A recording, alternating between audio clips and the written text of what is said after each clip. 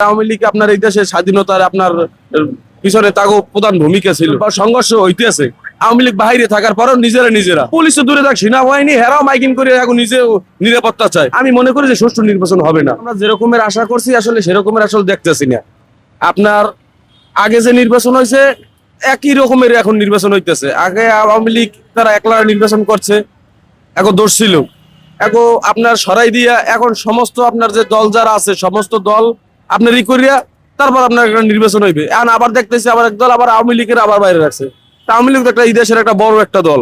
আপনার আওয়ামী লীগ আপনার এই দেশের স্বাধীনতার আপনার পিছনে তাগো প্রধান ভূমিকা ছিল। কিন্তু আসলে সাধারণ মানুষ আপনার নির্বাচনটায় যে আপনার ভোট কেন্দ্রে যাওয়ার যে একটা আশাবাদী ছিল, বিভিন্ন ভোট কেন্দ্রের নির্বাচন আপনার এখন আর 5-7 দিন বাকি আছে। এখনই আপনার জামাতের লোক এই শেরপুরে একটা নিহত হয়েছে একজন লোক, আপনার বিএনপির মানুষে আপনার জামাতের একটা লোক মারিয়ে ফেলাইছে। তা ভোট এখনো অনেক দূর, মানে এখনো কয়েকদিন বাকি আছে। এখনই আপনার ভোট কেন্দ্রে আপনার যাওয়ার আগেই আপনার প্রচারণা লইয়া এই মার্ডার খুন আপনার বিভিন্ন আপনার জায়গায় আপনার মারপিট সব বা সংঘর্ষ হইতেছে। আওয়ামী লীগ বাইরে থাকার পরেও নিজেরা তাইলে আপনার কেমনে সাধারণ মানুষ ভোট কেন্দ্রে আপনার যাইবে? আমার জানেন কি আপনি নিরাপত্তা দেবেন?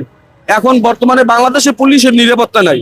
পুলিশ তো দূরে থাক, সেনাবাহিনী হেরাও মাইকিং করে এখন নিজেও নিরাপত্তা চায়। তাই আমার মতন সাধারণ আমরা যারা খেটে খাই, যারা রিক্সা শ্রমিক, যারা আপনার কৃষক, যারা আছে, তারা আসলে এই ভোট কেন্দ্রে যাইয়ে সুস্থভাবে ভোট দিয়ে আবার বাড়িতে ফিরতে পারবে।